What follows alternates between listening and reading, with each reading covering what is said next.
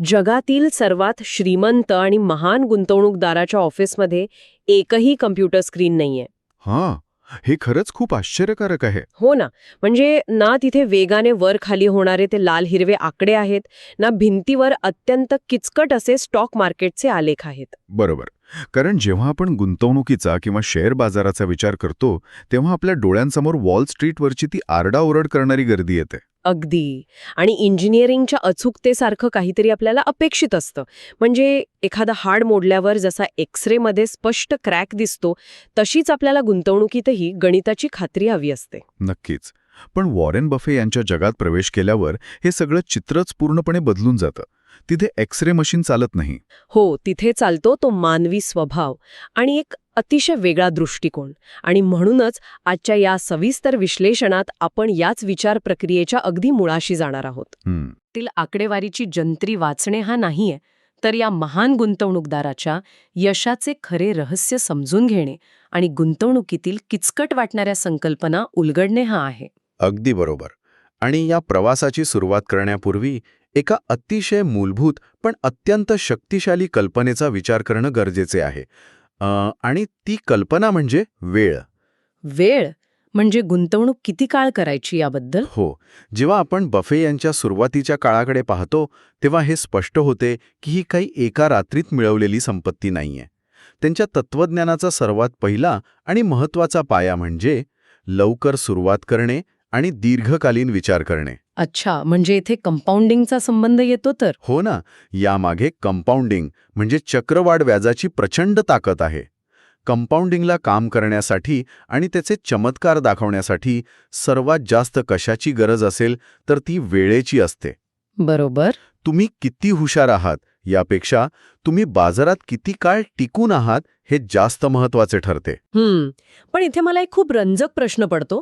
Buffett नेमकी कशात गुंतवणूक करतात हे समजून घेण्यापूर्वी ते गुंतवणूक कशी करायला शिकले हे पाहणं खूप गरजेचं आहे असं मला वाटतं. नक्कीच, हा खूप महत्त्वाचा टप्पा आहे. कारण त्यांच्या या विचार प्रक्रियेवर प्रामुख्याने 2 व्यक्तींचा मोठा प्रभाव दिसून येतो आणि गंमत म्हणजे या 2 व्यक्तींचे विचार एकमेकांहून अगदी वेगळे होते. अगदी टोकाचे विचार होते असे म्हटले तरी चालेल. यातील पहिले गुरु म्हणजे बेंजामिन ग्रॅहम. अच्छा. ग्रॅहम यांना मूल्य गुंतवणूक किंवा ज्याला आपण व्हॅल्यू इन्व्हेस्टिंग म्हणतो त्याचे जनक मानले जाते. त्यांचा दृष्टिकोन असा होता की बाजारात अशी कंपनी शोधा जिची खरी किंमत जास्त आहे पण सध्या ती अतिशय कवडीमोल भावात मिळत आहे. म्हणजे एकदम स्वस्तात. हो. थोडक्यात सांगायचे तर रस्त्यावर पडलेला एखादा सिगारचा तुकडा शोधायचा ज्यामध्ये अजून एक झुरका मारण्याइतपत जीव शिल्लक आहे. तो मोफत मिळतो आणि त्यातून थोडा फायदाही होतो. ग्रॅहम यांनी बफे यांना शिकवले की एखादी वस्तू तिच्या खऱ्या किमतीपेक्षा कमी भावात कशी मिळवायची. म्हणजे थोडक्यात बघायला गेलं तर एखाद्या महासेलमध्ये अत्यंत स्वस्तात मिळणाऱ्या वस्तू शोधण्यासारखं आहे. अगदी तसंच. पण मला वाटतं केवळ स्वस्त वस्तू शोधणं पुरेसं नसतं. कारण स्वस्त वस्तू अनेकदा खराबही असू शकते ना. बरोबर. आणि हाच तो टर्निंग पॉइंट होता.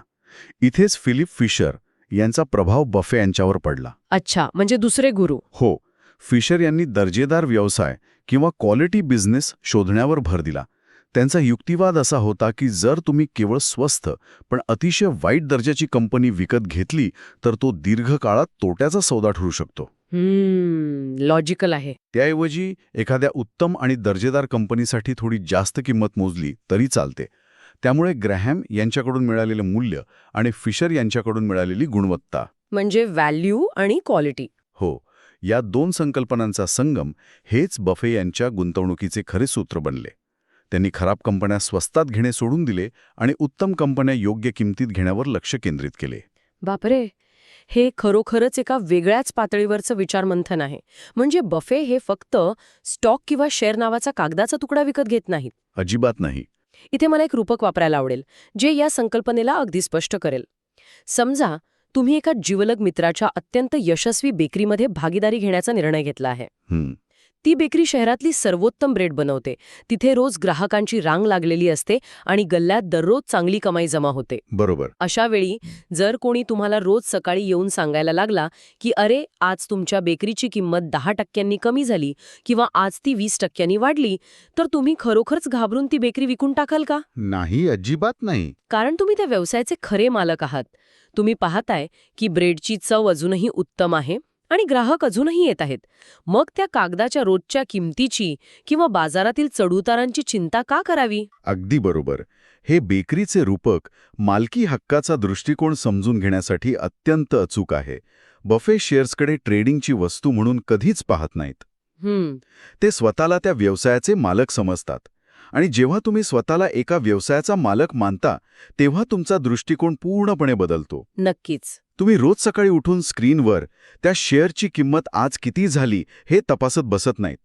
तुमचा फोकस हा त्या बेकरीचा नफा वाढतोय का, नवीन उत्पादने येत आहेत का, किंवा व्यवसायाचा विस्तार कसा होतोय यावर असतो. म्हणजे तो मार्केट नॉईज जो असतो त्यापासून आपण दूर राहतो. अगदी. हा दृष्टिकोन बाजारातील रोजच्या गोंधळापासून आपल्याला दूर राहायला मदत करतो. जेव्हा बाजारात घबराट असते किंवा अतिउत्साह असतो, तेव्हा हा मालकी हक्काचा विचार तुम्हाला शांत ठेवतो. ओके, तर आपण आता हे मान्य केलं की आपण फक्त स्टॉक न घेता संपूर्ण व्यवसाय खरेदी करत आहोत.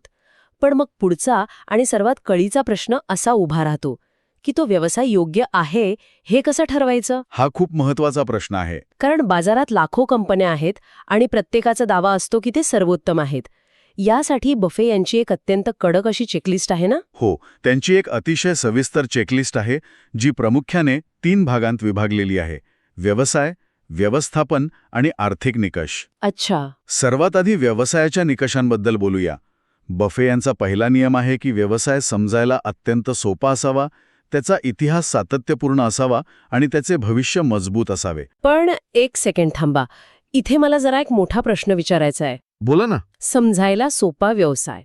सध्याच्या जगात आपण पाहतोय की सर्वात मोठ्या, वेगाने वाढणाऱ्या आणि प्रचंड संपत्ती निर्माण करणाऱ्या कंपन्या या तंत्रज्ञानावर, आर्टिफिशियल इंटेलिजन्सवर किंवा किचकट सॉफ्टवेअरवर आधारित आहेत. हां, बरोबर आहे. मग सोप्या व्यवसायाच्या या अट्टहासामुळं बफे अशा मोठ्या आणि वेगाने वाढणाऱ्या संधी गमावत नाहीत का? म्हणजे त्यांनी ॲमेझॉन किंवा गुगल सारख्या कंपन्या त्यांच्या सुरुवातीच्या काळात का नाही घेतल्या? हां, अतिशय रास्त आणि अनेकांना पडणारा प्रश्न आहे.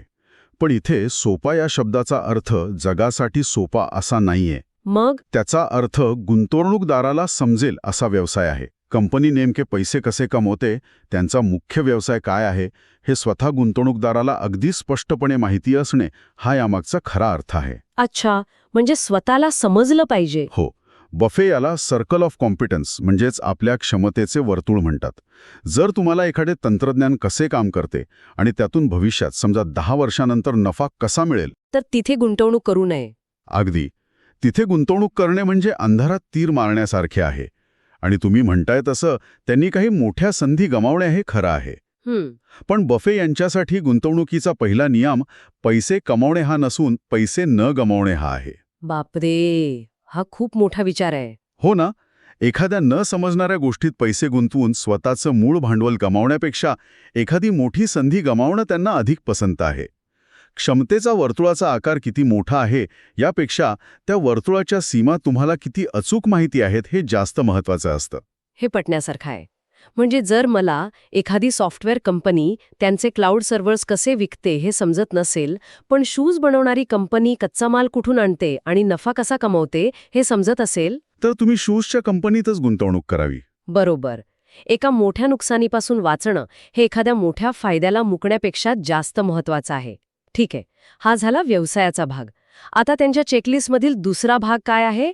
दुसरा आणि अत्यंत क्रिटिकल भाग आहे व्यवस्थापन किंवा मॅनेजमेंट. व्यवसाय कितीही उत्तम असला तरी तो चालवणारे लोक कसे आहेत हे खूप महत्वाचे ठरते. हो, शेवटी माणसंच चालवतात व्यवसाय. अगदी. जर मालकच प्रामाणिक नसतील तर तो व्यवसाय गुंतवणूकदारांसाठी कधीच फायद्याचा ठरू शकत नाही. व्यवस्थापन पारदर्शक हवे. पण यातील सर्वात मोठा आणि ज्यावर बफे सर्वाधिक लक्ष देतात तो मुद्दा म्हणजे कॅपिटल अलोकेशन. म्हणजे भांडवल वाटप. हो.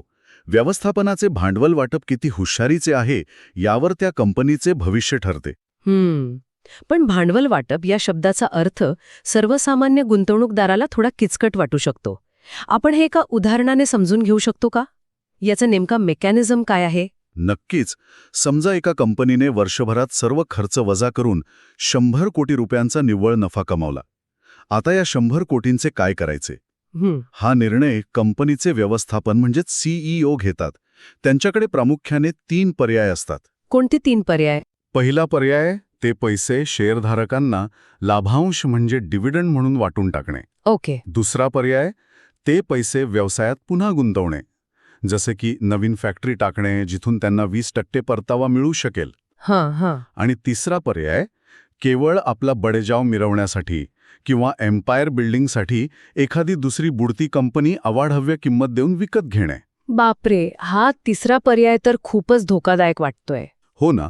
जर व्यवस्थापनाने तो तिसरा पर्याय निवडला तर ते 100 कोटी रुपये अक्षरशः पाण्यात जातात. एक उत्तम CEO हा तोच असतो ज्याला हे बरोबर समजते की कंपनीचा नफा योग्य जागी कसा गुंतवायचा, ज्यामुळे शेअरधारकांची संपत्ती वाढेल. बरोबर. एका उत्तम भांडवल वाटपामुळे सामान्य व्यवसायही शिखरावर जातो, पण चुकीच्या निर्णयामुळे चांगला व्यवसायही डबघायला येऊ शकतो. वाह, हे उदाहरण एकदम डोळे उघडणारे आहे. म्हणजे फक्त कंपनी नफा कमवतेय हे पाहणं पुरेसं नाही, तर तो नफा पुढे कुठे आणि कसा वापरला जातोय हे पाहणं ही खऱ्या गुंतवणूकदाराची ओळख आहे. आता आपण चेकलिस्टच्या तिसऱ्या भागाकडे वळूया, आर्थिक निकष. मला असं वाटतं की इथे खऱ्या अर्थाने आकड्यांचा खेळ सुरू होतो. हो, इथे आकडे महत्वाचे ठरतात. पण हे आकडे म्हणजे रोज बदलणाऱ्या शेअरच्या किमती नसून कंपनीच्या आतल्या कामगिरीचे आकडे आहेत. अगदी बरोबर. इथे बाजारातील प्रसिद्धी किंवा हाईपपेक्षा मूळ आकड्यांवर लक्ष दिले जाते. पण इथेही बफे पारंपरिक पद्धतींपेक्षा वेगळा विचार करतात. कसं काय? सामान्यतः लोक नेट प्रॉफिट किंवा निव्वळ नफ्याकडे पाहतात, पण बफे ओनर अर्निंग्स म्हणजेच मालकाची खरी कमाई याकडे लक्ष देतात. अच्छा, पण ओनर अर्निंग्ज आणि सामान्य नेट प्रॉफिट यामध्ये नेमका काय फरक आहे? खूप मोठा फरक आहे. नेट प्रॉफिट हा अनेकदा अकाउंटिंगचा खेळ असू शकतो. त्यात अशा अनेक गोष्टी असतात ज्या प्रत्यक्ष रोख रकमेच्या स्वरूपात नसतात. ओनर अर्निंग्ज म्हणजे ती खरी रोख रक्कम जी व्यवसाय सर्व आवश्यक खर्च वजा केल्यानंतर खरोखरच तयार करतो. म्हणजे थोडक्यात कॅश. हो. आपण एका ट्रान्सपोर्ट कंपनीचं उदाहरण घेऊया. समजा त्यांनी कागदोपत्री खूप नफा दाखवला, पण त्यांचे ट्रक जुने झाले आहेत आणि ते बदलण्यासाठी किंवा दुरुस्तीसाठी त्यांना दरवर्षी प्रचंड मोठी रक्कम खर्च करावीच लागते, ज्याला आपण कॅपिटल एक्सपेंडिचर म्हणतो. अच्छा, म्हणजे नफा झाला तरी तो तिथेच खर्च होणार. अगदी. तर तो कागदावरचा नफा काहीच कामाचा नाही, कारण तो पैसा व्यवसायातच अडकून पडतोय. मालकाच्या हातात काहीच उरत नाही. बरोबर. बफे अशाच कंपन्या शोधतात ज्यांना आपला व्यवसाय टिकवून ठेवण्यासाठी सातत्याने प्रचंड भांडवलाची गरज लागत नाही आणि ज्या खऱ्या अर्थाने रोख रक्कम किंवा फ्री कॅश फ्लो निर्माण करतात. यासोबतच ते रिटर्न ऑन इक्विटी म्हणजे ROE तपासतात. म्हणजे स्वतःच्या भांडवलावर कंपनी किती टक्के परतावा देते. या सर्व कडक निकषांतून तावून सुलाखून निघाल्यानंतरच एखादी कंपनी बफे यांच्या रडारवर येते. म्हणजे अतिशय समजायला सोपा व्यवसाय, उत्तम आणि प्रामाणिक लोक जे योग्य भांडवल वाटप करतात आणि ओनर अर्निंग सारखे मजबूत आकडे. हो. पण इथून पुढे खरी गंमत सुरू होते असं मला वाटतं, कारण हे सगळं जुळून आल्यावरही बफे लगेच जाऊन ती कंपनी डोळे झाकून विकत घेत नाहीत. अजिबात नाही. इथे त्यांचे एक अत्यंत महत्वाचे गुप्त शस्त्र बाहेर येते. उत्तम व्यवसाय शोधणे पुरेसे नाही, त्यासाठी योग्य किंमत मोजणेही तितकंच महत्वाचं आहे, नाही का? बरोबर. आणि इथेच मूल्य किंवा व्हॅल्यूचे निकष लागू होतात. बफे यांचे सर्वात मोठे गुप्त शस्त्र म्हणजे इंट्रिन्सिक व्हॅल्यू किंवा कंपनीचे अंतर्भूत मूल्य शोधणे. म्हणजे त्या कंपनीची खरी किंमत. हो. साध्या भाषेत सांगायचे तर तो व्यवसाय त्याच्या आयुष्याभर जेवढी रोख रक्कम निर्माण करेल त्याचं आजच्या घडीचं मूल्य काढणे.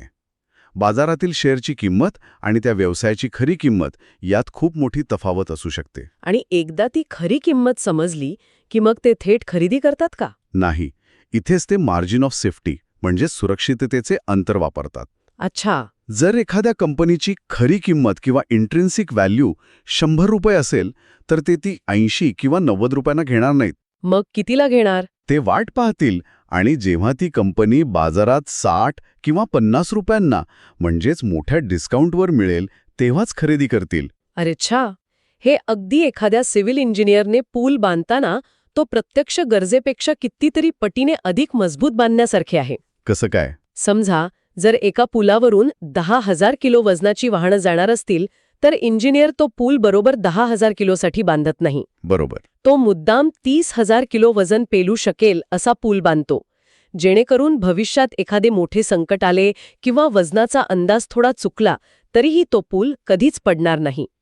गुंतवणुकीतही हेच मार्जिन ऑफ सेफ्टी तुमचं संरक्षण करते. हे पुलाचे रूपक अगदी सार्थ आहे, कारण भविष्य हे नेहमीच अनिश्चित असते. महागाई, युद्धे, नवीन तंत्रज्ञान किंवा एखादी महामारी कधी येईल हे कुणालाच माहीत नसते. खरंय. अशावेळी जर तुमचे इंट्रिन्सिक व्हॅल्यूचे गणित थोडेफार चुकले तरीही हे जे 50 रुपयांचे सुरक्षितेचे अंतर आहे ते तुम्हाला मोठ्या नुकसानीपासून वाचवते. आणि याच संदर्भात आणखी एक गोष्ट लक्षात घेण्यासारखी आहे, ती म्हणजे निश्चित उत्पन्न किंवा फिक्स्ड इन्कमकडे पाहण्याचा त्यांचा दृष्टिकोन. म्हणजे बॉन्ड्स वगैरे? हो. जोपर्यंत सरकारी बॉन्ड्स हे शेअर्सपेक्षा जास्त आणि सुरक्षित परतावा देत नाहीत तोपर्यंत बफे त्यांच्यापासून लांबच राहतात. ते नेहमी उपलब्ध पर्यायांची एकमेकांशी तुलना करतात. जिथे पैशाची सुरक्षितता आणि सर्वोत्तम मूल्य मिळेल तिथेच ते गुंतवणूक करतात. आता आपण पोर्टफोलिओ व्यवस्थापनाकडे येऊया. इथे मला एक मोठा धक्का बसला. का बरं? आपण नेहमी ऐकत आलो आहोत की सर्व अंडी एकाच टोपलीत ठेवू नका, म्हणजे don't put all your eggs in one basket. हो, डायव्हर्सिफिकेशन. अगदी. गुंतवणुकीत विविधता किंवा डायव्हर्सिफिकेशन असणं अत्यंत गरजेचे आहे असं आपल्याला शिकवलं जातं. पण बफे यांच्या मते एकाग्रता विविधतेवर मात करते, म्हणजेच कॉन्सन्ट्रेशन बीट्स डायव्हर्सिफिकेशन. म्हणजे अतिविविधता टाळा आणि मोजकेच पण उच्च दर्जाचे शेअर्स जवळ बाळगा. आर्थिक जगात अगदी सुरुवातीपासून शिकवल्या जाणाऱ्या या पारंपरिक शहाणपणाचं ते नेमके उलटं का करतात? विरोधाभास वरवर पाहता खूप मोठा वाटतो. पण जर आपण यामागचं लॉजिक समजून घेतले तर ते अत्यंत अचूक आहे. कसं? यावर जरा विचार करूया. जर तुम्ही मगाशी आपण चर्चा केलेली ती अतिशय कडक चेकलिस्ट वापरून, हो, ज्यामध्ये व्यवसायाची समज, व्यवस्थापन, बरोबर, व्यवस्थापनाचा दर्जा, ओनर अर्निंग्ज आणि सुरक्षिततेचं अंतर हे सर्व तपासले आहे आणि जगातील सर्वोत्तम अशा 5 किंवा 10 कंपन्या शोधल्या असतील, तर मग तुम्हाला तुमचा पोर्टफोलिओ डायव्हर्सिफाय करायचा म्हणून तुमच्या यादीतील 20व्या किंवा 30व्या क्रमांकाच्या साधारण कंपनीत पैसे का गुंतवायचे आहेत? अरेच्छा, हे तर कधी माझ्या लक्षातच आलं नाही. म्हणजे केवळ विविधता आणायची या एका नियमापोटी आपण मुद्दाम आपला नफा कमी करत असतो. सर्वोत्तम कंपन्या सोडून आपण साधारण कंपन्यांमध्ये पैसे टाकतो. अगदी तेच. बफे यांच्या मते डायव्हर्सिफिकेशन हे अशा लोकांसाठी एक प्रकारचं संरक्षण आहे ज्यांना ते स्वतः काय करत आहेत हेच माहीत नसते. अच्छा. ज्यांना कंपन्यांचा अभ्यास करता येत नाही त्यांनी इंडेक्स फंडमध्ये पैसे टाकून विविधता आणणे योग्य आहे. पण जर तुम्ही योग्य आणि सखोल अभ्यास केला असेल तर एकाग्रता तुम्हाला अफाट संपत्ती मिळवून देऊ शकते. म्हणजे स्वतःच्या अभ्यासावर विश्वास ठेवणं. हो, जेव्हा तुम्हाला एखाद्या व्यवसायाच्या यशाबद्दल पूर्ण खात्री असते तेव्हा त्यात मोठी गुंतवणूक करण्यात शहाणपणाचं ठरते. सर्वोत्तम कल्पनांवरच लक्ष केंद्रित करणे हाच संपत्ती वाढवण्याचा खरा मार्ग आहे. आपण आत्तापर्यंत काय पाहिलं? लवकर सुरुवात करणे, व्यवसाय समजून घेणे, कडक चेकलिस्ट तपासणे, योग्य किमतीत खरेदी करणे आणि सर्वोत्तम कंपन्यांवर लक्ष केंद्रित करणे. बरोबर. हे सगळं ऐकायला आणि समजायला इतकं सोपं, सरळ आणि लॉजिकल वाटतं.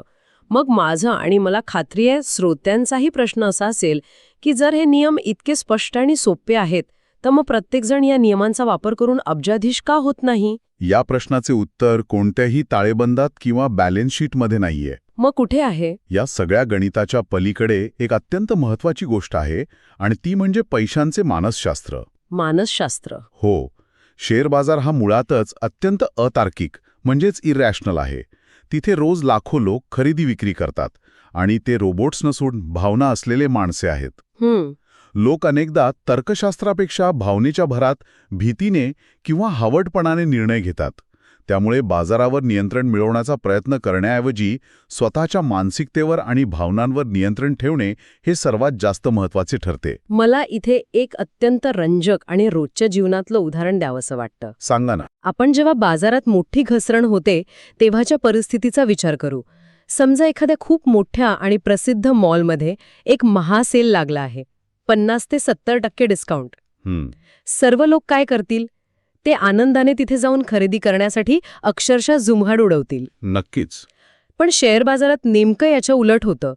जेव्हा चांगल्या आणि दर्जेदार कंपन्यांचे शेअर्स स्वस्तात मिळत असतात, म्हणजेच बाजारात सेल लागलेला असतो, तेव्हा लोक स्वस्तात वस्तू मिळताय म्हणून खरेदी करण्यासाठी गर्दी करण्याऐवजी घाबरून मॉलच्या बाहेर पळत सुटतात.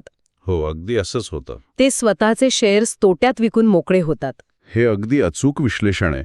मानवी स्वभावातील हाच तो विरोधाभास आहे जो सामान्य गुंतवणूकदाराला यशस्वी होऊ देत नाही आणि म्हणूनच बफे हे स्वतःला एका अतार्किक माणसाच्या किंवा दी अनरिझनेबल मॅनच्या भूमिकेत पाहतात.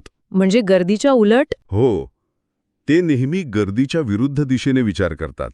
त्यांचा सर्वात सुप्रसिद्ध नियम हाच आहे की जेव्हा इतर लोक हावरट होतात तेव्हा तुम्ही घाबरा आणि जेव्हा इतर लोक घाबरलेले असतात तेव्हा तुम्ही हावरट व्हा. Be greedy when others are fearful. अगदी. जेव्हा बाजारात रक्तपात चालू असतो, लोक घाबरून विकत असतात, तेव्हा बफे शांतपणे त्यांचे मार्जिन ऑफ सेफ्टी वापरून उत्तम कंपन्या स्वस्तात खरेदी करत असतात. हे बोलणं खूप सोपं आहे, पण प्रत्यक्षात जेव्हा तुम्ही कष्टाने कमावलेले पैसे बुडत आहेत आणि स्क्रीनवर सगळीकडे लाल आकडे दिसत आहेत, तेव्हा शांत राहणं आणि खरेदी करणं हे मानसिकदृष्ट्या खूप कठीण असतं. नक्कीच कठीण असतं आणि म्हणूनच आपण वारंवार म्हणतो की गर्दीपासून स्वतःला भावनिकदृष्ट्या पूर्णपणे वेगळं ठेवणे आणि अफाट संयम बाळगणे हीच या प्रवासातील सर्वात मोठी कसोटी आहे. संयम हाच बफे यांचा गुंतवणुकीतील सर्वात मोठा फायदा आहे, पैसा नाही. बाजारातील अस्थिरता किंवा वोलॅटिलिटी हा त्यांच्यासाठी धोका नसून ती एक अत्यंत दुर्मिळ आणि उत्तम संधी असते. बापरे, काय कमालीची आणि डोळे उघडणारी चर्चा होती ही. आपण या सविस्तर विश्लेषणाच्या शेवटाकडे आलो आहोत. चला तर मग यातील मुख्य आणि गाभ्याच्या मुद्द्यांची एकदा उजळणी करूया. नक्कीच. लवकर सुरुवात करा आणि कंपाऊंडिंगला आपला वेळ घेऊ द्या. केवळ स्वस्थ न शोधता मूल्य आणि गुणवत्ता या दोन्हीवर लक्ष केंद्रित करा. शेअर बाजाराकडे जुगाराचा अड्डा म्हणून पाहण्याऐवजी आपण नुसता स्टॉक न घेता संपूर्ण व्यवसाय खरेदी करत आहोत असा मालकी हक्काचा विचार करा. बरोबर. कंपनीचे भांडवल वाटप आणि ओनर अर्निंग्स तपासा. मार्जिन ऑफ सेफ्टी ठेवून योग्य किमतीची वाट पहा. आणि सर्वात महत्त्वाचे म्हणजे दीर्घकालीन विचार करा आणि गर्दीत सामील होऊन भावनिक निर्णय घेणे टाळा. आणि हे तत्वज्ञान केवळ शेअर बाजारात अब्जाधीश होण्यापुरतं मर्यादित नाहीये. हो का? जर आपण बारकाईने पाहिले तर कोणत्याही मोठ्या आर्थिक निर्णयामध्ये क्षणिक प्रसिद्धी किंवा हाईपपेक्षा संयम आणि तर्काला कसे महत्त्व द्यावे याचा हा एक उत्तम मानसिक साचा आहे. हे तुम्हाला जीवनातही अधिक शांत आणि विचारी बनवते. एकदम खरंय. तर आपण या चर्चेची सुरुवात एका रूपकाने केली होती. ती इंजिनिअरिंगची अचूकता, ते वेगाने बदलणारे लाल हिरवे ब्लिंकिंग स्क्रीन्स आणि किचकट आलेख.